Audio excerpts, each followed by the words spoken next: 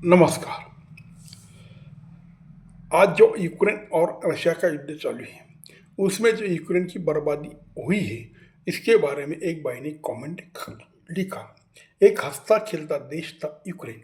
5 लाख छात्रा बाहर से आकर पढ़ते थे। विश्व में सबसे ज्यादा गेहूं निर्यात होता था और पूरा यूक्रेन आज स्मशान बना डाला। एक जोकर वहां का प्रेसिडेंट बनने के बाद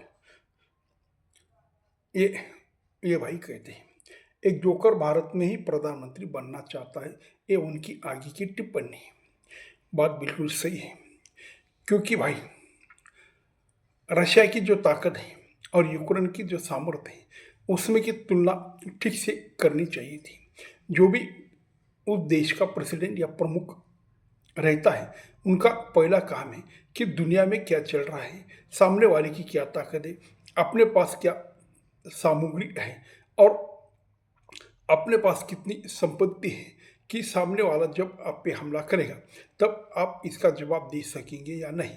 तो फिर नहीं जवाब दे सके तो फिर ये झगड़ा क्यों बढ़ाना है। उससे कुछ राहत दिलाने के लिए कुछ थोड़ा फिर इधर उधर करके वो चीज़ उसने टालनी चाहिए थी। और जब ताकत में आएंगे तब फिर झगड़ा कर सकते थे। और उनकी जो डिमांड थी, तो अपने पास ताकत नहीं है तो सीधी बात है, वो डिमांड मान्य करनी चाहिए। इसके लिए झगड़ा करके देश को बर्बाद करना ठीक नहीं, क्योंकि बाद में जो यूरोप ने उनको बहुत सहायता दी, लेकिन आज अमेरिका यही काम करने लगा और अमेरिका इधर उधर देश को धमकाने लगा। फिर अमेरिका ने हाथ पीछे खींच लिया और यूरोप भी अब कुछ कर नहीं रहा है।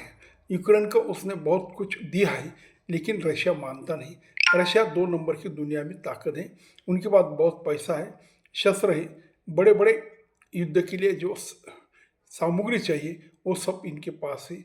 और वो एक कद्दावर पुतिन नेता है और वो दुनिया की सब बात समझता है, किसके कितनी ताकत है, उनके पीछे कौन आ सकता है और विरोध में कौन बैठ सकता है। ये सब देख के उसने यूक्रेन से युद्ध किया।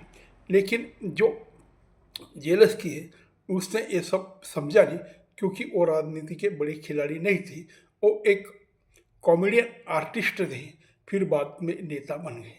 तो उनको ना कुछ समझ थी, ना राजनीति की कोई पहचान थी, दुनिया में राजनीति कैसी की जाती है, कूटनीति कैसे समझ में आती है और बाकी देश से कैसे संबंध रखे जाते हैं, उसके बारे में उनको कुछ जानकारी नहीं थी।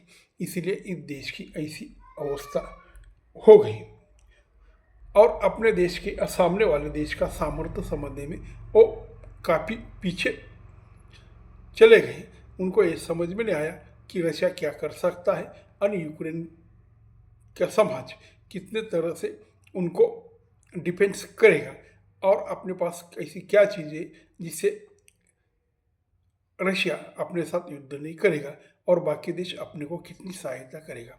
ये जो पहचान, ये जो जरूरी चीज़ है, ये जो राजनेता में कुछ ऐसी बातें होनी चाहिए, उनके पास धैर्य रखना चाहिए, उनके पास संयम रखना चाहिए, उनके पास कूटनीति होना चाहिए, उसके पास अच्छी सी दुनियादारी की समझ रहने की जरूरत है।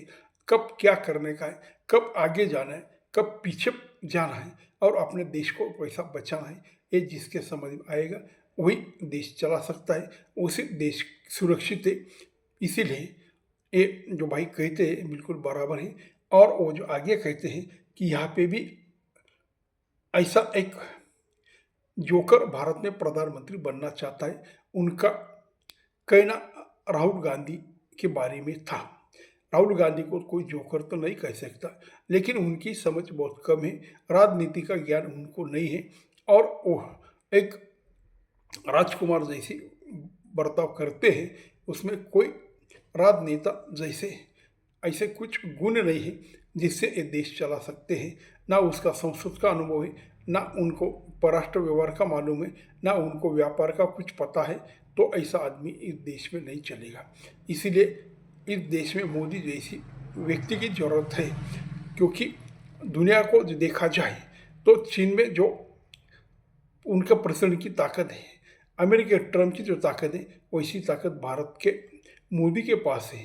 ट्रम्प तो वैसा जितना कद्दावर और या होशियार आदमी कहा जाता है ऐसा प्रेसिडेंट नहीं है।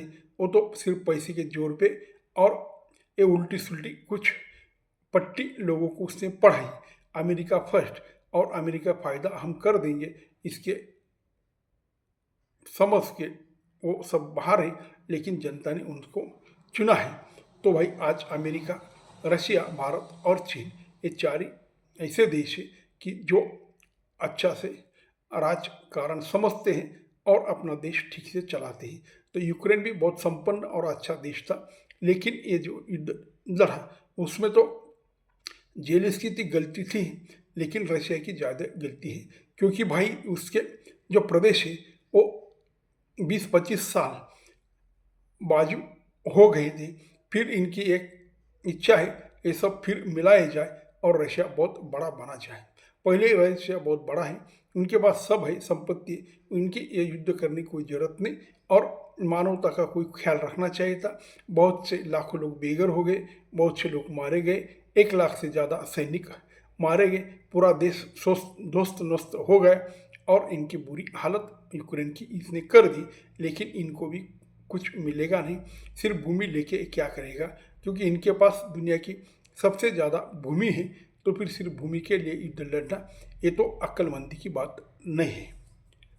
नमस्कार।